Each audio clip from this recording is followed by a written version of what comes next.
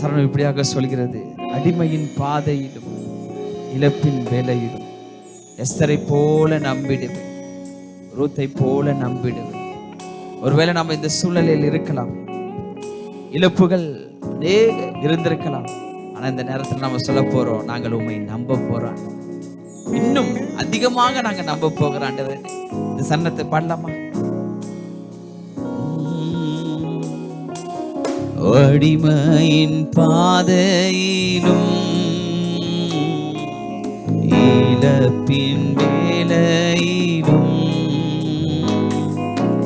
அடிமையின் பாதையிலும் இழப்பின் வேலையிலும். இப்ப சொல்லுங்க, எஸ்தரை போல நம்பிடுவேன், ரூத்தை போல நம்பிடுவேன், எஸ்தரை போல நம்பிடுவேன், ரூத்தை போல நம்பிடுவேன். நீரே என் ஜீவனே, நீரே என் வெளிச்சமே, நீரே என் ராஜனே, நீரே என் தேவனே. உம்மையே உம்மையே நம்பியுள்ளே, உம்மையே நம்பியுள்ளே. எத்தனை பேர் என் கூட சேர்ந்து சொல்ல போறீங்க? உம்மையே நம்பியுள்ளே, உம்மையே என் கூட சேர்ந்து சொல்லுங்களேன், உம்மையே நம்பியுள்ளே.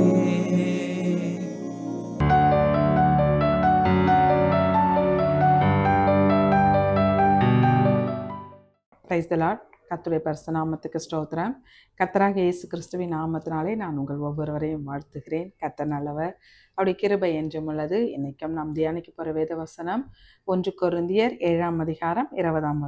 அவனவன் தான் அழைக்கப்பட்ட நிலைமையிலே நிலைத்திருக்க கடவன். ஹல்லேலூயா. அவனவன் தான் அழைக்கப்பட்ட நிலைமையில நிலைத்திருக்க கடவன். முதலாவது நாம நிலைத்திருக்கணும். எதுல நிலைத்திருக்கணும்? அழைக்கப்பட்ட அழைப்புல நிலைத்திருக்கணும் அப்படின்னு சொல்லி பவுல் 1 கொரிந்தியருக்கு எழுதின நிருபத்துல ரொம்ப அழகா சொல்றாரு. நாம் நிலைத்திருக்கணும், ஆண்டவருக்கு அழைத்த அழைப்புல நாம் நிலைத்திருக்கணும் அப்படின்னு சொல்லி. அதே 1 கொரிந்தியர் 7:24 அவனவன் தான் அழைக்கப்பட்ட நிலைமையிலே தேவனுக்கு முன்பாக நிலைத்திருக்க கடவன். ஹல்லேலூயா.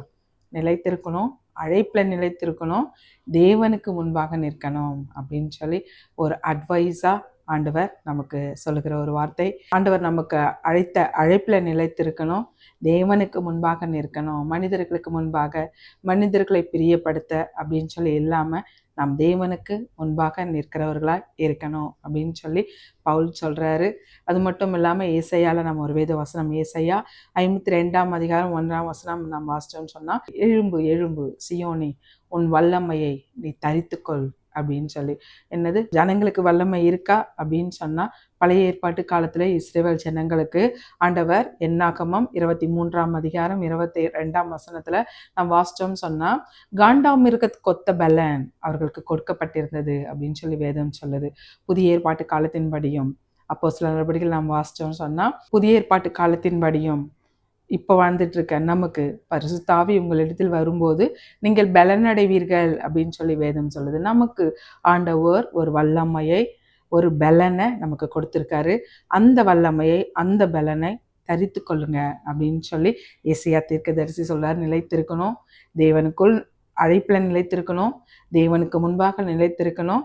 அது மட்டும் இல்லாம ஆண்டவர் நமக்கு கொடுத்த வல்லமையை நாம் தரித்து கொள்கிறவர்களா இருக்கணும். அந்த வல்லமை பெற்றுட்டு சும்மா இல்லாம அதை தரித்து, அடுத்த வேத வசனத்துல ஏசாயா 52:2 ஏசாயா தீர்க்கதரிசி சொல்றாரு பாருங்க, தூசியை உதறிவிட்டு எழுந்திரு. ஹல்லேலூயா. வல்லமை மட்டும் தரிச்சிட்டு சும்மா அப்படியே உட்கார்ந்துருக்காம தூசியை உதறிவிட்டு எழுந்திரு. அன்னைக்கு இஸ்ரவேல் ஜனங்களுக்கு சொன்ன அதே ஒரு வார்த்தை இன்னைக்கும் இந்த நிகழ்ச்சியை பார்த்துக்கிட்டு இருக்க மகனே, மகளே, உங்களுக்கு தான் இந்த வார்த்தை. தூசியை உதறிவிட்டு எழுந்திருங்க. தூசியை உதறிவிட்டு அப்படின்னு சொன்னா பழைய ஏற்பாட்டு காலத்துல ஒரு தோல்வி வந்துருச்சா, ஒரு துக்கமான காரியமா அப்படின்னு சொன்னா உடனே சாம்பல்லையும் புழுதியிலும் உட்காருவார்கள் அப்படின்னு சொல்லி நம்ம வேதத்துல பார்க்கலாம். இதை யோனாவோட புத்தகத்துல யோனா 3ஆம் அதிகாரம் 6ஆம் வசனத்துல நினிவேயின் ராஜா யோனா போய் சொல்றாரு, நினிவே 40 நாள் உண்டு, நினிவே கவிழ்க்கப்பட்டு போகும் அப்படின்னு சொல்லி சொல்றாரு. அப்ப பாத்தீங்கன்னா நினிவேயின் ராஜா இதை கேட்டபோது தன்னுடைய வஸ்திரத்தை கிழித்து ரெட்டு உடுத்தி கொண்டு சாம்பலில் உட்கார்ந்தார் அப்படின்னு சொல்லி நம்ம வேதத்துல பார்க்கலாம். இதே யோசுவா புத்தகத்துல யோசுவா 7ஆம் அதிகாரம் 6ஆம் வசனத்துல யோசுவா ஆயு பட்டணத்தை சுதந்திரிக்க முடியாதபடிக்கு இருந்தபோது கர்த்தருடைய சமூகத்துல அப்படியே முகம் குப்புற விழுந்து புழுதியில இருந்தார் அப்படின்னு சொல்லி நம்ம வேதத்துல பார்க்கலாம். இதையே தான் ஏசாயா தீர்க்கதரிசி சொல்றாரு, புழுதியிலையும் சாம்பல்லையும் உட்கார்ந்துட்டு இருக்காதீங்க, துக்கமாயிட்டீங்க அப்படின்னு சொல்லி போராட்டம் பிரச்சனையில வந்த உடனே சோர்ந்து புழுதியிலையும் சாம்பல்லையும் உட்காராதீங்க, உங்க தூசியை உதறிவிட்டு எழுந்திருங்க அப்படின்னு சொல்லி இப்பொழுதும் உங்களுக்கும் இதே வார்த்தை ஆண்டவர் உங்களுக்கு சொல்லி, மனிதர்களால் ஏகப்பட்ட பிரச்சனை அதனால சோர்ந்து போய் உட்கார்ந்துருக்கோம் அப்படின்னு சொல்லி அமர்ந்திருக்கீங்களா? எழுந்திருங்க. உங்களுக்கு கொடுத்த வல்லமையை சுதந்திரத்து கொள்ள எழுந்திருங்க. தேவனுக்கு முன்பாக எழும்பிடுங்க. இப்போ உங்களுக்கு ஒரு காலிங் இருக்கு இல்லையா, அதை பிடித்து கொண்டு எழுந்திருங்க அப்படின்னு சொல்லி, எழும்பு எழும்பு சீயோனே, உன் வல்லமை தெரித்துக்கொள், தூசியை உதறிவிட்டு எழுந்திடு அப்படின்னு சொல்லி. மனிதர்களால் நெருக்கம், கடன் பிரச்சனை, அதனால நாங்க ரொம்ப சோர்ந்து போயிருக்கோம், டிப்ரெஷன்ல விழுந்துட்டோம், எங்க கணவர் எங்களுக்கு கொடுக்கிற மென்டலி டார்ச்சர்ல நான் அப்படியே டிப்ரெஷன்ல விழுந்திருக்கேன் அப்படின்னு சொல்லியும், உறவுகளை நேசித்து நான் எவ்வளோ நன்மைகள் செய்தேன், நான் நேசித்த உறவுகள் மற்ற உறவுகளுக்கு முன்பாக என்னை அவமானப்படுத்தணும்னு நினைச்சு என்னை காயப்படுத்திக்கிட்டு இருக்காங்க அப்படின்னு சொல்லி ரொம்ப துக்கமா இருக்கீங்களா? அதுல இருந்து எழும்புங்க. ஆண்டவர் இந்த உலக லௌகிக கவலைகள் அதையெல்லாம் பார்த்துக்கிட்டு இருக்காதீங்க. ஆண்டவர் உங்களை அழைத்த அழைப்பு ஒன்று இருக்கு, அதுல நிலைத்திருங்க, தேவனுக்கு முன்பாக நில்லுங்க. அது மட்டும் இல்லாம இந்த உலக கவலைகள் அதையெல்லாம் தூக்கி எறிந்துட்டு தூசியை உதறிவிட்டு எழுந்துடுங்க அப்படின்னு சொல்லி, இன்னைக்கும் துக்கத்திலையும் பயத்திலையும் தோல்வியிலையும் இருந்தவர்கள் எப்படி எழும்பினாங்க அப்படின்னு சொல்லிதான் நம்ம வேதத்துல தியானிக்க போறோம். முதலாவது துக்கத்துல இருந்து எழும்பணும். துக்கம், மனிதர்கள் துக்கப்படுத்துவாங்க தான், காயப்படுத்துவாங்க தான், நன்மை வாங்கிட்டு பொல்லாததை பேசுவாங்க, ஏளனமா பேசுவாங்க, பரிகாசிப்பாங்க தான். அது மட்டும் இல்லாம ஏதோ ஒரு காரியத்துல இழந்து போயிருக்கலாம், சொத்துக்களை இழந்து போயிருக்கலாம், நம் நேசித்த மனிதர்களை இழந்து போயிருக்கலாம். அந்த துக்கத்துல இருந்து நம்ம முதலாவது எழும்பணும். ஏதோ ஒரு துக்கம் வந்துருச்சு அப்படின்னு சொல்லி, இழப்பு வந்துருச்சு அப்படின்னு சொல்லி அதையே நினைச்சுக்கிட்டு இல்லாம துக்கத்திலிருந்து நாம் எழும்புகிறவளா இருக்கணும். இதை முதலாவது நம்ம 1 சாமுவேல் 16ஆம் அதிகாரம் 1ஆம் வசனத்துல நாம் வாசிப்போம். கர்த்தர் சாமுவேலை நோக்கி, இஸ்ரவேலின் மேல் ராஜாவா இராதபடிக்கு நான் புறக்கணித்து தள்ளின சவுலுக்காக நீ எந்த மட்டும் துக்கித்து கொண்டிருப்பாய்? நீ உன் கொம்பை தைலத்தால் நிரப்பிக் கொண்டு வா, பெத்லெகேமியனாகிய ஈசாயின் எடுத்து உன்னை அனுப்புவேன், அவன் குமாரில் ஒருவனை ராஜாவாக தெரிந்து கொண்டேன் என்றார். ஹல்லேலூயா. இந்த வேத வசனத்துல ஆண்டவர் சாமுவேலை பார்த்து சொல்றாரு, நான் புறக்கணித்து தள்ளின இந்த சவுலுக்காக எவ்வளவு நாள் துக்கித்து கொண்டிருப்பாய்? அடுத்து உனக்கு வேலையெல்லாம் இருக்கு இல்லையா, நான் சொல்ற வேலையெல்லாம் செய். அடுத்து உன் கொம்பை தைலத்தினால் நிரப்பிட்டு வா, பெத்லெகேமியனாகிய ஈசாய் இருக்காரு இல்லையா, அந்த ஈசாயின் மகனை ஒருத்தனை நான் ராஜாவா தெரிஞ்சுக்கிட்டு இருக்கேன், நீ போய் அவனை அபிஷேகம் பண்ணணும். அதை விட்டுட்டு இந்த சவுலுக்காக எவ்வளவு நாள் நீ துக்கித்து கொண்டிருப்பாய், எழும்பி வா அப்படின்னு சொல்லி ஆண்டவர் இந்த சாமுவேலை சொல்வதை நம்ம வேதத்துல பார்க்கலாம். பாருங்க, சவுலை ஆண்டவர் சொன்னதை செய்யாத சவுல், அதனால ஆண்டவர் ரொம்ப மனஸ்தாபப்பட்டு, இனி ராஜாவாய் நான் வைக்க மாட்டேன், இந்த இஸ்ரவேல் ஜனங்களுக்கு சவுல் ராஜாவா இராதபடிக்கு புறக்கணித்து தள்ளினேன்னு சொன்னாரு. அதனால பாருங்க, இந்த சாமுவேல் ரொம்ப துக்கமாயிட்டார், ரொம்ப ரொம்ப துக்கம். அவர் பாருங்க, சவுல் மரிக்கும் வரைக்கும் இந்த சாமுவேல் போய் பார்க்கல. ஏன்னு சொன்னா ஆண்டவரை மனஸ்தாபப்படுத்திட்டார், என்னோட பேச்சையும் கேளாம போயிட்டாரு, ஆண்டவரோட பேச்சையும் கேட்கல, நான் சொன்னதையும் செய்யலையே அப்படின்னு சொல்லி ரொம்ப துக்கமா இருந்தாரு. ஆண்டவர் சவுலை புறக்கணித்ததுனால ரொம்ப துக்கமா இருந்தார் அப்படின்னு சொல்லி வேதம் சொல்லுது. ஹல்லேலூயா. ஆண்டவர் பாருங்க, இந்த சாமுவேலுக்கு நிறைய வேலை இருக்கு, இந்த சவுலுக்காக நீ எவ்வளவு நாள் துக்கித்து கொண்டே இருப்பாய்? அடுத்த வேலை ஒண்ணு இல்லையே, அந்த சாமுவேலை ஆண்டவர் தெரிந்து கொண்டார். தாயின் கருவிலே கரு உருவாவதற்கு முன்பே இந்த சாமுவேலை கொடுத்த ஆண்டவர் இல்லையா, அந்த சாமுவேலை குறித்து ஒரு நோக்கம், ஒரு முகாந்திரம் வைத்திருந்தவர். இந்த சாமுவேலை அழித்ததுக்கு ஒரு முகாந்திரம் உண்டு. அவர் பாருங்க, எவ்வளவு நாள் நீ துக்கம் கொண்டாடி இருப்ப, எழும்பி வா, எழும்பி வா அப்படின்னு சொல்லி இந்த சாமுவேலை கூப்பிடுறத பார்க்கலாம். நாமும் ஏதோ ஒரு துக்கத்தை நினைச்சிட்டு எப்பவுமே அது போனது போனது அப்படின்னு சொல்லி அதை விட்டுட்டு நாமும் ஏதோ ஒரு காரியத்தை இழந்தது நிமித்தம் துக்கமா இல்லாதபடிக்கு அடுத்து நாம என்ன செய்யணும் அப்படின்னு சொல்லி ஆண்டவருக்குள் நம்ம அடுத்த வேலையை செய்ய ஆரம்பிக்கணும். அதுதான் ஆண்டவர் சொல்றாரு, நீ ஈசாயின் மகன் ஒருத்தர் இருக்கார்ல, அவரெல்லாம் அபிஷேகம் பண்ணணும், நீ எவ்வளவு நாள் துக்கித்து கொண்டிருப்பாய் அப்படின்னு சொல்லி கேட்கிறாரு. இதையே நம்ம யோசுவாவோட வாழ்க்கையிலும் பார்க்கலாம். யோசுவா 1 ஆண்டவர் பாருங்க யோசுவா கிட்ட வந்து சொல்றாரு, மோசே மரித்து போயிடுறாரு. மோசே மரித்ததுனால இஸ்ரவேல் ஜனங்கள் எல்லாம் அப்படி அப்படியே கூடாரத்துல அப்படி அப்படியே தங்கிடுறாங்க. அடுத்து அவங்க எங்க போகணும், எங்க பிரயாணப்படணும், எதுவும் பண்ணாம அப்படியே மரித்து போயிடுறாரு. எல்லாம் அங்கேயே துக்கம் கொண்டாடிட்டு துக்கத்தோடு கூட எல்லாம் அங்கேயே இருந்துட்டு இருக்காங்க. அப்பதான் ஆண்டவர் யோசுவாவை கிட்ட போய் பேசுறத நம்ம வேதத்துல பார்க்கலாம். யோசுவா 1 என் தாசனாகிய மோசே மரித்து போனான், இப்பொழுது நீயும் இந்த ஜனங்கள் எல்லோரும் எழுந்து இந்த யோர்தானை கடந்து இஸ்ரவேல் புத்திரருக்கு நான் கொடுக்கும் தேசத்துக்கு போங்க. ஹல்லேலூயா. எல்லோரும் எழுந்து நான் கொடுக்கும் தேசத்துக்கு போங்க. இஸ்ரவேல் புத்திரர் எல்லோரும் யோசுவா கிட்ட வந்து சொல்றாரு, மோசே மரித்து போயிட்டான், அதை விட்டுடுங்க, நீங்களும் இஸ்ரவேல் ஜனங்க எல்லாரும் நான் காண்பிக்கும் தேசத்துக்கு போங்க. ஹல்லேலூயா. துக்கத்திலிருந்து நம்ம எழும்பணும். ஆண்டவர் நமக்குன்னு ஒரு அழைப்பு வைத்து அதை கூப்பிட்டுட்டு அதுல ஆண்டவர் செயல்படுத்திக்கிட்டு இருப்பாரு. ஒரு சில காரியங்கள் ஸ்டக்காய் நிக்க வைக்கிற சூழ்நிலை இருக்கும். ஆனா பிசாசு அப்படிதான் பண்ணுவான், நிக்க வைப்பான். நம்முடைய ஓட்டங்கள் ஓடிக்கிட்டு இருக்கும் போது ஏதோ பொல்லாத மனிதர்களை எழுப்பி பொல்லாத காரியங்களை நம்முடைய வாழ்க்கையில நிகழ பண்ணி அப்படியே அந்த துக்கத்தினால அடுத்து நம்ம என்ன செய்யறதுன்னு தெரியாம பாருங்க, இந்த சாமுவேலும் சவுல் நிமித்தம் துக்கமா இருந்தார். யோசுவா அடுத்து என்ன பண்றதுன்னு தெரியல. அழகா மோசே கூடயே அந்த இஸ்ரவேல் கூட்டத்திலேயே வளர்ந்த ஒரு மகன், ஆசாரிப்பு கூட அழுத்துட்டு விட்டு விலகாம இருந்த மகன், மோசே சொல்றதெல்லாம் அப்படியே கேட்டு நடந்த மகன், மோசே மரித்து போனார். என்ன பண்றதுன்னு தெரியல, எப்படி போறதுன்னு தெரியல, அடுத்து என்ன பண்றதுன்னு தெரியல. அந்த சூழ்நிலையில ஸ்டக்காய் நிக்காதபடிக்கு ஆண்டவர் அவங்கள தீர்ச்சதை, அவங்களை நான் வழி நடத்த போறேன், உங்களுடைய வேலை என்ன, அதை கடந்து போங்கன்னு சொன்னதை போல நம்மையும் ஆண்டவர் இன்னைக்கும் நம்ம தேய்ச்சிட்டு இருக்க. நம்ம அடுத்து செய்ய வேண்டிய காரியம் நிறைய இருக்கு. இந்த ஸ்டக்கான காரியத்துல இருந்து நம்ம எழும்பணும். இந்த துக்கத்துல இருந்து நம்ம எழும்பி, இதெல்லாம் ஒன்றும் இல்லை. ஆண்டவர் நமக்கு உலகத்தை ஜெயித்த ஆண்டவர் இல்லையா? துக்கத்தின் காரியங்கள்லாம் நம்ம ஜெயிக்க வைப்பார். நம்ம இழந்த காரியங்களை எல்லாம் ஆண்டவர் நமக்கு திரும்ப கொடுப்பார். ஹல்லேலூயா. நாம் எழும்பணும். தூசியை உதறிவிட்டு நாம் எழும்பணும். இரண்டாவதா நம் பயம் தோல்வியிலிருந்து எழும்பணும். பயம், பிசாசு நமக்கு பயத்தை எப்பொழுதும் கொடுத்துட்டே இருப்பான். தோல்வி, இப்படி நடந்தா அப்படி தோல்வி ஆயிடுமோ, இப்படி பண்ணோம்னா இப்படி ஒரு அன்சக்சஸ்ஃபுல் காரியம் நடந்துருமோ அப்படின்னு சொல்லி அந்த பயத்தையும் தோல்வியும் நமக்கு கொடுத்துக்கிட்டே இருப்பான். இதை நம்ம எலியாவோட வாழ்க்கையிலையும் பார்க்கலாம். எலியா பாருங்க, பெரிய அற்புதம். 430 தீர்க்கதரிசிகளுக்கு முன்பாக அந்த மலை மேல அப்படி ஒரு சேலஞ்ச், கர்த்தரே தெய்வமா இல்ல பாகாலின் தெய்வங்கள் தெய்வமா அப்படின்னு சொல்லி ஒரு சேலஞ்ச் போட்டவர். அந்த சேலஞ்ச் நேரத்துல கூட அவர் பாத்தீங்கன்னா அவங்க மத்தவங்க கிட்ட சொல்றாரு, உங்க தெய்வம் எங்கன்னா பிரயாணப்பட்டு போயிருக்கோம், இல்ல நித்திரையா இருப்பான், இப்படி எல்லாம் சொல்லி அவர்களை ஏளனமா பேசி, அதாவது பாகாலாம் தெய்வங்களே அல்ல, கர்த்தரே தெய்வம் அப்படின்னு சொல்லி அந்த மலை மேல பாருங்க அத்தனை தீர்க்கதரிசிகள், அத்தனை மனிதர்கள், ஒரு தனி மனுஷனாய் ஒரு பெரிய அற்புதத்தை கேட்டரும் சொல்லும் போது வானத்துல இருந்து அக்கினி விழுது. இப்படிப்பட்ட அற்புதத்தை செய்த எலியா அப்படியே சோர்ந்து போயிடுறாரு. எசபேலும் ஆகாபும் இந்த எலியாவோட உயிரை எங்க பார்த்தாலும் வெட்டி போட்டுறணும் அப்படின்னு சொல்லி எல்லாருக்கும் கட்டளை போட்டதுனால அந்த செய்தியை கேட்டதுல இருந்து அப்படியே ரொம்ப சோர்ந்து போயிட்டாரு. அவர் ஒரு ஜபம் பண்ணா ஆண்டவர் பாருங்க வானத்துல இருந்து யார் வெட்ட வர்றாங்களோ அவங்க மேல ஒரு அக்கனியை போட்டாருன்னா முடிஞ்சு போயிடுச்சு. ஆனா அவர் பாருங்க அந்த உயிர் மேல ஒரு பயம் வந்ததுனால ரொம்ப சோர்ந்து ஒரு சூறை செடி கிட்ட போயிருக்காரு பாருங்க. அப்பதான் கர்த்தருடைய தூதன் வந்து அவரை எழுப்புறாரு. நம்ம 1 ராஜாக்கள் 19:5 நம்ம வாசிப்போம். ஒரு சூறை செடியின் கீழ் படுத்துக்கொண்டு நித்திரை பண்ணினான். அப்பொழுது ஒரு தூதன் அவனை தட்டி எழுப்பி, எழுந்திரு, போஜனம் பண்று என்றான். எழுந்திரு.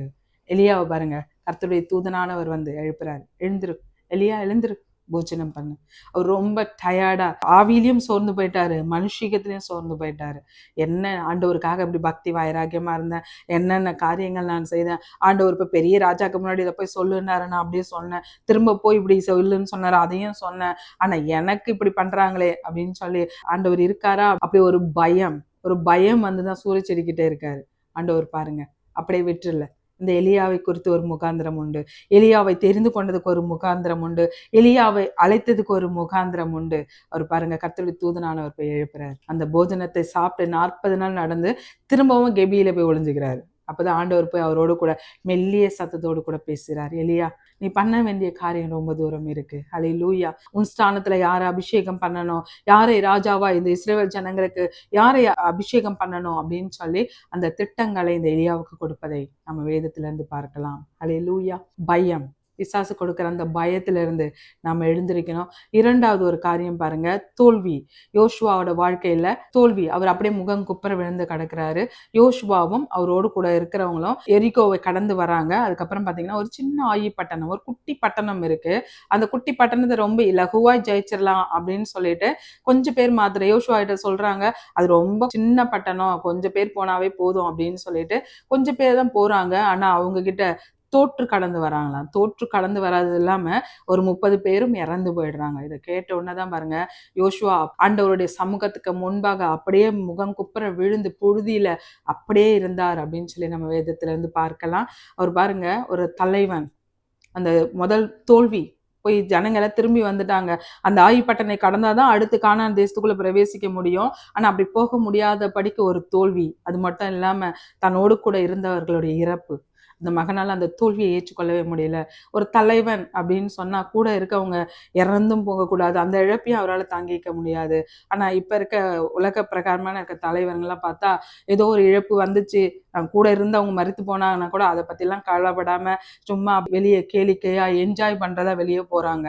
ஆனா இந்த யோசுவா பாருங்க, அப்படியே முகம் குப்புற விழுந்து அந்த தோல்வியை ஏற்றுக்கொள்ள முடியாம ஆண்டவருடைய சமூகத்துல அப்படி விழுந்து கிடந்தாராம். அப்பொழுது ஆண்டவர் யோசுவாவோடு கூட வந்து பேசுறாரு. யோசுவா 7ஆம் அதிகாரம் 10ஆம் வசனம். அப்பொழுது கர்த்தர் யோசுவாவை நோக்கி, எழுந்திரு, நீ இப்படி முகம் குப்புற விழுந்து கிடக்கிறது என்ன? ஹல்லேலூயா. ஆண்டவர் பாருங்க யோசுவா கிட்ட வந்து சொல்றாரு, இப்படி நீ முகம் குப்புற விழுந்து கிடக்கிறது என்ன? எழுந்திரு அப்படின்னு சொல்லி அப்புறம் வந்து சொல்றாரு, சாபத்தீடான காரியங்கள் உன்னோடு கூட அந்த இஸ்ரவேல் புத்திரருக்குள்ள அந்த சாபத்தீடானது இருக்கு, அதனாலதான் நீங்க அந்த பட்டணத்தை சுதந்திரிக்க முடியல அப்படின்னு சொல்லி. அதுக்கப்புறம் யோசுவா அங்க இருக்கவங்க கிட்ட எல்லாம் கேட்கிறாரு. ஆமா, ஆகான்றவர் வந்து அந்த எரிகோ கடந்து வரும்போது அங்க உள்ள நல்ல காரியங்கள் எல்லாம் எடுத்துட்டு வந்துட்டாரு அப்படின்னு சொல்லும் போது அதை வந்து அவர்கிட்டையும் விசாரித்து அதை வாங்கி எல்லாத்தையும் தீக்கொளுத்தி இந்த யோசுவா போடுறார் அப்படின்னு சொல்லி நம்ம வேதத்துல இருந்து பார்க்கலாம். ஹல்லேலூயா. அவர் பாருங்க, இந்த தோல்வியை ஏற்றுக்கொள்ள முடியாதபடிக்கு முகம்க்கு பிற விழுந்திருக்கிறாரு. ஆண்டவர் அவரை எழுப்பி அடுத்து என்ன செய்யணும் அப்படின்னு சொல்லி அந்த காரியங்களை கற்றுக் கொடுக்கிறார். இப்பொழுதும் ஏதோ பிஸ்னஸ் ஒன்று பண்ணோம், அதுல தோல்வி, என் லைஃப் இப்படி தோல்வியில முடிஞ்சு போயிருச்சு அப்படின்னு சொல்லி ரொம்ப ரொம்ப சோர்ந்து போயிருக்கீங்களா? சரி, இங்க இருக்க வேலைக்குரிய காரியங்கள் தான் அப்படி இருக்கு, அடுத்து ஏதாவது பண்ணலாம் அப்படின்னு சொல்லி அந்த அடுத்த தேசத்துக்கான காரியங்களை முயற்சி பண்றேன், அதுலயும் எனக்கு தோல்வி அப்படின்னு சொல்லி என்னுடைய வழக்கு அது தோல்வியா முடிந்துட்டா என்ன பண்றது அப்படின்ற அந்த பயத்தோடு கூட, அந்த எலியாவை போல பயத்தோடு கூட, உயிர் பயம் பிளஸ் அடுத்து நான் என்ன பண்ண போறேன்ற அந்த பயத்தோடு கூட எல்லாம் இருந்துகிட்டு இருக்கீங்களா? ஆண்டவர் உங்களை எழுந்திருக்க சொல்றாரு. பிசாசு கொடுக்கிற அந்த பயத்தின் ஆவியிலிருந்து, அந்த தோல்வியின் எண்ணத்திலிருந்து எழும்புங்க. உங்களை ஜெயிக்க வைக்கிற ஆண்டவர். நீங்க போக வேண்டிய தூரம் ரொம்ப தூரம் இருக்குன்னு சொல்லி எலியாவுக்கு அடுத்து என்னென்ன காரியம் செய்யணும்னு சொல்லி அவருக்கு ஆலோசனை கொடுத்த கர்த்தர் இல்லையா? இந்த யோசுவாவையும் முகம் குப்புற விழுந்து கிடக்கிறது என்ன, எழுந்திரு அப்படின்னு சொல்லி அந்த யோசுவாவுக்கும் காரியங்களை சொன்ன ஆண்டவர் இல்லையா நம்முடைய ஆண்டவர்? நம்ம உங்களை வெட்கப்பட விட மாட்டார் பிரதர், உங்களை வெட்கப்பட விட மாட்டார் சிஸ்டர். நம்மை எழும்ப செய்ய வைக்கிற ஆண்டவர். நம் புழுதியை விழுந்து கடந்தாலும், தோல்வியில சாம்பல்ல அமர்ந்து கடந்தாலும் எழும்பு எழும்பு அப்படின்னு சொல்லி நம்ம எழும்ப வைக்கிற ஆண்டவர் நம்மோடு கூட இருக்காரு. ஹல்லேலூயா. மூன்றாவதாய், சத்துருக்களை மேற்கொள்ள நாம எழும்பணும். சும்மா ஏதோ தோல்வி வந்துருச்சு அப்படின்னு சொல்லி அதனால மட்டும் இல்லாம, இழப்பு வந்துருச்சு அப்படின்னு சொல்லி அதனால மட்டும் இல்லாம நாம சத்துருக்களை மேற்கடிக்க, பிசாசு கெர்ச்சிக்கும் சிங்கம் போல எவர்களை விழுங்கலாமோ என்று சொல்லி விழுங்க வகை தேடிக்கிட்டு இருக்கலாம். அந்த பிசாசை மேற்கொள்ள, பிசாசு மனிதர்களை எழுப்பி எப்பொழுதும் ஓயாமல் யுத்தம் யுத்தம் யுத்தம் அப்படின்னு சொல்லி இருக்கிற இடத்துல பிரச்சனை போராட்டங்களை கொடுத்துக்கிட்டு இருக்கலாம். அந்த சத்துருக்களை மேற்கொள்ள நாம எழும்பணும். இதை நாம நியாயாதிபதிகள் 4ஆம் அதிகாரம் 14ஆம் வசனத்துல நாம் வாசிப்போம். அப்பொழுது தெபொராள் பராக்கை நோக்கி, எழுந்து போ, கர்த்தர் சிசெராவை உன் கையில் ஒப்புக் கொடுக்கும் நாள் இதுவே, கர்த்தர் உனக்கு முன்பாக புறப்படவில்லையா என்றாள். அப்பொழுது பராக்கும் அவன் பின்னாலே 10,000 பேரும் தாபோர் மலையிலிருந்து இறங்கினார்கள். நியாயாதிபதிகள் 4ஆம் அதிகாரத்துல நாம இந்த சம்பவத்தை வாசிக்கலாம். இஸ்ரவேல் புத்திரர் ஆண்டவருக்கு பொல்லாப்பான காரியங்களை செய்கிறாங்க. ஆண்டவரை விட்டு விலகுறாங்க, ஆண்டவருக்கு பிடிக்காத காரியங்களை செய்யறாங்க, விக்கிரக ஆராதனை செய்யறாங்க, விக்கிரகங்களுக்கு பனிமூட்டுகளை காட்டுகிறாங்க அப்படின்னு சொல்லி ஆண்டவருக்கு பொல்லாப்பான காரியங்களை செய்யறாங்க. அப்ப அது ஆண்டவருக்கு பாருங்க கோபம் மூட்டுவதா இருக்குங்க. அப்ப ஆண்டவர் பாருங்க யாப்பீன் அப்படின்ற ஒரு ராஜாவோட வசத்துல இந்த இஸ்ரவேல் புத்திரரை அவருடைய வசம் ஒப்பு கொடுக்கிறாரு. அவர் இந்த ராஜாவுக்கு பாத்தீங்கன்னா சிசேரா அப்படின்னு சொல்லி ஒரு சேனாதிபதியும் இருக்காரு. அவர்கிட்ட 900 இருப்பு ரதங்கள் இருக்கு அப்படின்னு சொல்லி நம்ம வேதத்துல பார்க்கலாம். 20 வருஷம் இந்த இஸ்ரவேல் புத்திரரை அவர்கள் ஆட்சி பண்றாங்க. அவங்க பாருங்க கொடுமையா ஆட்சி பண்றாங்க. இந்த இஸ்ரவேல் புத்திரர் எல்லாம் நெருக்கப்படுறாங்களாம் 20 வருஷம். ஏதோ ஒரு வருஷத்துல முடிஞ்சிரும், ஏதோ 2 வருஷத்துல முடிஞ்சிரும் அப்படின்னு சொல்லி இந்த ஆட்சி காலத்தை அப்படியே எதிர்பார்த்துட்டு இருந்திருப்பாங்க. 20 வருஷம் அப்படியே நெருக்கப்படுறாங்க. அவங்களால அதை ஏற்றுக்கொள்ளவே முடியல. அப்பதான் ஆண்டவர் இடத்துல முறையிடுறாங்க. ஹல்லேலூயா. ஆண்டவருக்கு பொல்லாப்பானது செய்து ஆண்டவரை மறந்து இருந்த இஸ்ரவேல் புத்திரர் அப்புறமா பாத்தீங்கன்னா ஆண்டவர் இடத்துல போய் எல்லாரும் முறையிடுறாங்களாம். நம்ம நியாயாதிபதிகள் 4ஆம் அதிகாரம் 3ஆம் வசனத்துல இந்த காரியத்தை பார்க்கலாம். அங்க 4ஆம் வசனத்துல அக்காலத்திலே லாபேத்தின் மனைவியாகிய தெபேராள் என்னும் தீர்க்கதரிசியானவர் இஸ்ரவேலின் நியாயம் விசாரித்தார். இஸ்ரவேலை தெபேராள் அப்படின்றவங்க நியாயம் விசாரிச்சுக்கிட்டு இருக்காங்க.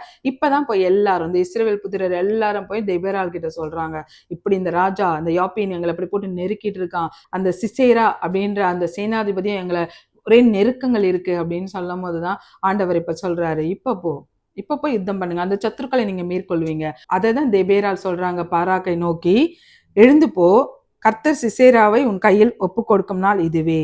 கர்த்தர் சிசேராவை எழுந்து போ, ஏன் உட்கார்ந்துட்டு இருக்க, எல்லாம் நெருக்கப்பட்டுக்கிட்டு இருக்கீங்க அப்படின்னு சோர்வுக்குள்ளேயே உட்கார்ந்துருக்கீங்களா, எழுந்து போங்க, சிசேராவை உன் கரத்துல ஒப்பு கொடுக்கும் நாள் அப்படின்னு சொல்லி இந்த தெபேராள் அவங்கள சொல்றாங்க. அந்த பராக்கும் சொல்றாரு, நான் எப்படி போவேன், என் கூட நீங்க வந்தீங்கன்னா நான் போறேன். அவங்க சொல்றாங்க, நான் வரேன், நீ மேற்கொள்வாய், எல்லாரையும் முறியடிப்ப, ஆனா அந்த மேன்மை உனக்கு கிடைக்காது, ஒரு பெண் இடத்துல அந்த மேன்மை போகும் அப்படின்னு சொல்லி அந்த தெபேராள் தீர்க்கதரிசி பாராக்கு கிட்ட சொல்றாங்க. அதே போல பாராக்கு இவங்க சொன்ன உடனே கிளம்பி போறாரு. ஆண்டவர் பாருங்க கல்லங்க அடிக்கிறாருங்க. அந்த யாப்பின் சிசேரா அந்த சேனாதிபதியின் அந்த படைகளை ஆண்டவர் கலங்க அடிக்கிறார். பாராக் பட்டயத்தினால எல்லாரையும் வெட்டி போடுறார், முறியடிக்கிறார், அந்த படைகளை முறியடிக்கிறார். அப்ப அந்த சிசேரா பாருங்க தப்பி ஓடுறாங்களாம். எல்லாரும் யுத்த களத்துல இருக்காங்க, அவரு நான் தான் ஜீவன் மட்டும் தப்பிச்சா போதும் அப்படின்னு சொல்லி போயிட்டு இருக்காரு. இப்போ ஒரு லேடியோட இடத்துல யாகேல் அப்படின்ற ஒருத்தவங்க கிட்ட அவங்க வீட்டுல நான் கொஞ்ச நேரம் இங்க ஒதுங்கிக்கிட்டமா சொன்னோன்னா அவங்க வாங்க வாங்க அப்படின்னு சொல்லி உள்ள வீட்டுக்குள்ள சேர்த்துக்கிறாங்க. அதுக்கப்புறம் அவர் தண்ணி கேட்கிறாரு, தண்ணி என்ன உங்களுக்கு நான் பாலே கொடுக்குறேன் அப்படின்னு சொல்லி பாலையும் கொடுத்து அவர் அயர்ந்து இருக்கிற சமயத்துல அவங்க பாருங்க என்ன பண்றாங்க. நம்ம நியாயாதிபதிகள் 4ஆம் அதிகாரம் 21ஆம் வசனத்துல இதை வாசிக்கலாம். பின்பு ஏப்பேரின் மனைவியாகிய யாகேல் ஒரு கூடார எடுத்து தன் கையிலே சுத்தியை பிடித்து கொண்டு மெல்ல அவன் அண்டையில் வந்து அவன் நெற்றியிலே அந்த ஆணியை அடித்து போட்டால் அது உருவி போய் தரையிலே பொழுந்தது. அப்பொழுது ஆயாசமாய் தூங்கின அவன் செத்து போனான். ஹல்லேலூயா. ஆயாசமாய், எதை பத்தியும் கவலை இல்லாம யுத்தத்துல இருந்து ஓடி வந்த அந்த டயர்டா இருக்கலாம், நாம தப்பிச்சு வந்துட்டோம் அப்படின்னு சொல்லி அந்த ஒரு இளைப்பாறுதலா இருக்கலாம். அவர் ரொம்ப அயர்ந்து இருக்கிற சமயத்துல கூடாரம் போடுறதுக்காக வச்சிருந்த ஆணி எடுத்து அந்த நெத்தியில அடிக்கிறாங்க. அவர் அவ்வளவுதான் ஆயாசமாய் செத்து போனான் அப்படின்னு சொல்லி வேதம் சொல்லுது. ஹல்லேலூயா. சத்ருவை முறியடிக்கும் காலம் இதுவே அப்படின்னு சொல்லி அன்னைக்கு பாராக்கை தெபேராள் எலும்ப பண்றாங்க. இதை நம்ம யோசுவாவோட வாழ்க்கையிலையும் பார்க்கலாம். யோசுவாவும் ஆயி பட்டணத்தை பிடிக்காத போது அந்த தோல்வியில இருந்தார் இல்லைங்களா, ஆண்டவர் பாருங்க அவர் எழும்ப சொன்ன ஆண்டவர் அவருக்கு ஆலோசனையும் கொடுக்கிறாரு. ஆயி பட்டணத்தை இப்ப போய் நீ முறியடி அப்படின்னு சொல்றாரு. யோசுவாவும் ஆயி பட்டணத்தை முறியடிக்க அவரோடு கூட இஸ்ரவேல் ஜனங்களும் போறாங்க. அப்படி போகும்போது ஆயிக்கு எதிராக உன் ஈட்டியை நீட்டு அப்படின்னு சொல்றாரு. யோசுவா ஈட்டியை நீட்டும் போது இஸ்ரவேல் ஜனங்க போய் அந்த ஆயி பட்டணத்துல அங்கங்க தீ கொளுத்தி வைக்கிறாங்களா, அங்கங்க தீ கொளுத்துறாங்க. அதுல இருந்து புகை வருதே அப்படின்னு சொல்லி ஒரு கூட்டத்தார் வெளியில வர அந்த ஒரு கூட்டத்தாரை இந்த இஸ்ரவேல் புத்திரர் எல்லாம் போய் வெட்டி போடுறாங்க. இன்னும் ஊருக்குள்ள இருக்க ஒரு கூட்டத்தாரை போய் மத்த ஜனங்க போய் வீழ்த்துறாங்க அப்படின்னு சொல்லி வேதத்தை நம்ம பார்க்கலாம். யோசுவா 8ஆம் அதிகாரம் 28ஆம் வசனம். யோசுவா ஆயியை சுட்டெரித்து அது இந்நாள் வரைக்கும் இருக்கிறபடி என்றைக்கும் பாழாய் கிடக்கும் மண்மேடாக்கி. ஆயியை சுட்டெரித்து, யோசுவா ஆயியை சுட்டெரித்து அதை மண்மேடாக்கி அந்த சின்ன கூட்டத்தாரை, அந்த ஆயி அப்படின்ற அந்த பட்டணத்தை இந்த யோசுவா சுதந்தரித்தார். ஹல்லேலூயா. தோல்வியில் இருந்த யோசுவாவை, அந்த சத்துருவை முறியடிக்க முடியாதபடி இருந்த யோசுவாவை ஆண்டவர் எழும்பச் செய்து அந்த சத்துருவை முறியடித்தார். ஹல்லேலூயா. இதை நம்ம பேதுருவோட வாழ்க்கையில பேதுரு பாருங்க, பேதுருவையும் ஆண்டவர் எழும்பச் செய்வதை நம்ம வேதத்திலிருந்து பார்க்கலாம். அப்போஸ்தலர் நடபடிகள் 10ஆம் அதிகாரம் 13ஆம் வசனம். அல்லாமலும் பேதுருவே எழுந்திரு, அடித்தி பூசி என்று அவனுக்கு சொல்லும் ஒரு வார்த்தை உண்டாயிற்று. ஹல்லேலூயா. அல்லாமலும் பேதுருவே எழுந்திரு, அடித்து பூசி. இந்த பேதுரு மேல்வீச்சு அறையில இருக்காரு. பார்த்தீங்கன்னா அவர் தரிசனம் பார்க்கிறாரு. அந்த தரிசனத்துல 3 காரியங்கள் அவர் பார்க்கிறாரு. அதுல தான் இந்த வார்த்தை வருது, பேதுருவே எழுந்திரு, அடித்து பூசி அப்படின்னு சொல்லி. அதை குறித்து அவர் அந்த தரிசனத்தை குறித்து தியானிச்சுக்கிட்டு இருக்கும்போது, நினைச்சு பார்த்துக்கிட்டு இருக்கும் போதே பார்த்தீங்கன்னா தோல் 17 வீட்டுல இருந்து அந்த ஒரு 3 பேர் வந்து கூப்பிடுறாங்க, பேதுருவை வாங்க வீட்டுக்கு வாங்க அப்படின்னு சொல்லும் போது இவரும் அதை யோசிச்சுக்கிட்டு இருக்கும் போதே அவங்க கூட போறாருங்களா. போகும்போது தான் அங்க என்ன தெய்வ மனுஷன் வந்து என்ன சொன்னார் அப்படின்னு சொல்லி அந்த காரியங்கள் தியானிக்கும் போது அவர் சொல்றாரு, இதை தான் ஆண்டவர் எனக்கு தரிசனமா காமிச்சார். அசுத்தன் என்றும் தீட்டுள்ளவன் என்றும் யாரும் கிடையாது. தேவன் பட்சபாதம் உள்ளவர் அல்ல. இவங்களுக்கு தான் சுவிசேஷம் சொல்லப்படணும், இவங்க மேலதான் ஆண்டவர் பொழிந்தருளப்படுவார் அப்படின்னு சொல்லிலாம் இல்லை. எல்லாருக்கும் ஆண்டவர் பட்சபாதம் இல்லாதவர் அப்படின்னு சொல்லி யூதனுக்கு மட்டும் விலக்கா இருந்த கர்த்தருடைய சுவிசேஷத்தை எல்லாருக்கும் பிரசங்கித்த போது அங்க எல்லார் மேலும் பரிசுத்த ஆவியானவர் பொழிந்தருளப்பட்டார். ஹல்லேலூயா. நம்முடைய ஆண்டவர் பட்சபாதம் உள்ளவர் அல்ல. எல்லோர் மேலும் பரிசுத்த ஆவி பொழிந்தருளப்பட்டு உங்க வல்லமையை தரித்து கொள்ளுங்க. ஆண்டவர் உங்களுக்குன்னு ஒரு அழைப்பை கொடுத்திருக்காரு. அந்த அழைப்புல நிலைத்திருங்க அப்படின்னு சொல்லி இப்பொழுதும் இந்த வார்த்தையை உங்களுக்கு நான் உரித்தாக்குகிறேன். நம்ம அப்படியே கண்களை மூடி எங்களையும் தோல்வியிலிருந்து எழுந்திருக்க பண்ணுங்க. கடன் பிரச்சனையில இருக்கோம், எழுந்திருக்க பண்ணுங்க. பயம் பிசாசு அப்பப்ப இந்த வாழ்க்கை என்னமா ஆகுமோ, இந்த வாழ்க்கை நிலைக்குமா அப்படின்னு சொல்லி, இந்த பிஸ்னஸ் என்னவா ஆகும், இந்த ஊழிய காரியம் என்னமா ஆகும் அப்படின்னு சொல்லி ஒரே சுத்தி சுத்தி அந்த காரியங்களை நினைக்கும் போது பயத்தை கொடுத்துக்கிட்டு இருக்க அந்த பயத்திலிருந்து எங்களை மீச்செடுங்களேன். எங்களை பொல்லாத சத்ரு, பொல்லாத மனிதர்கள் எங்களை எப்பொழுதும் சத்ருவா நினைத்து யுத்தம் யுத்தம் யுத்தம் சொல்லிக்கிட்டு இருக்காங்க. அந்த யுத்தத்திலிருந்து எங்களை எழும்ப பண்ணுங்களேன். நாங்கள் சோர்ந்து தான் போயிருக்கோம் அப்படின்னு சொல்லி நம்ம அர்ப்பணித்து எங்களை தொடுங்களேன், எங்களை எழும்ப பண்ணுங்களேன். நாங்கள் எங்களுடைய அழைப்பில் எங்களை நீங்கள் அழைச்சிருக்கீங்கல்ல ஆண்டவரே, அந்த அழைப்பில் நாங்கள் வரணும்னு சொல்லி நம்ம ஜெபிப்போமா. நல்ல ஆண்டவரே, நல்ல இந்த வேலைக்காக நன்றியோடு துதிக்கிறோம். ஹல்லேலூயா. எங்களை உங்களுடைய கரத்தில் கொடுக்குறோம் டாடி. நீ நல்லவர். சாத்தானை சிலுவையின் கீழ் வெற்றி சிறந்த ஆண்டவர். ஹல்லேலூயா. சாத்தானின் தலையை உம்முடைய காலினால் நசுக்கி சிலுவையை வெற்றி சிறந்த ஆண்டவர். நாங்கள் பாவம் இல்லாமல், நாங்கள் சாபம் இல்லாமல் இருப்பதற்காக உண்மையே கொடுத்த நல்ல ஆண்டவர். நாங்களும் சத்துருக்களை மேற்கொள்ள, சத்ருவாகிய பிசாசை மேற்கொள்ள, சாத்தானை மேற்கொள்ள எங்களுக்கு அதிகாரம் கொடுத்த நல்ல ஆண்டவர். ஹல்லேலூயா.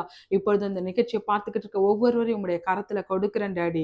இயேசுவின் நாமத்தினால எழும்பு எழும்பு சியோனே, உன் வல்லமையை தரித்துக்கொள் அப்படின்னு சொல்லி அந்த ஏசாயா தீர்க்கதரிசி சொல்லப்பட்ட அந்த வார்த்தையை இவர்கள் ஒவ்வொருத்தருக்கும் நான் உரித்தாக்குகிறேன். ஒவ்வொருவரும் அந்த தூசியை உதறிவிட்டு எழுந்து அப்பா நீர் அழைக்கப்பட்ட அழைப்புல நிலைத்திருக்க ஒவ்வொருவரையும் உங்களுடைய கரத்துல கொடுக்கிறேன்.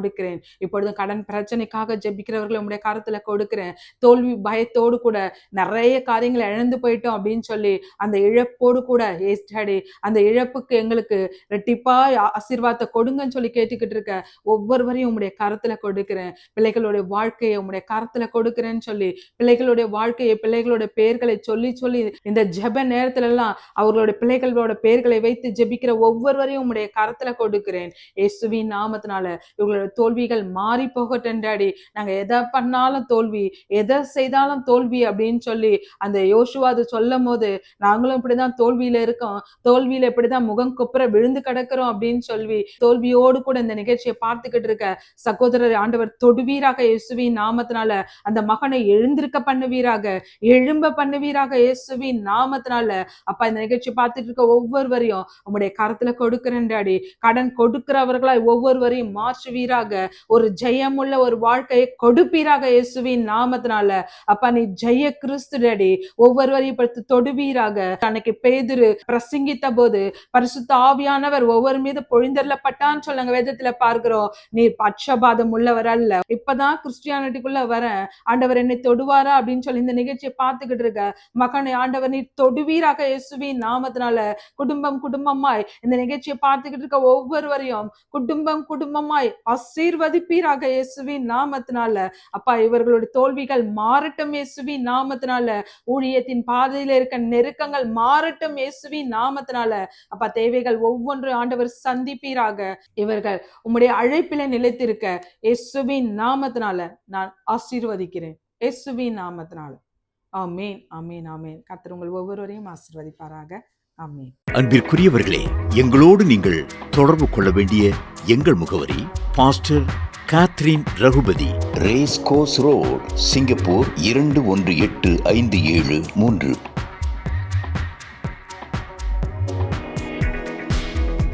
For prayer request in Singapore number 6589872057.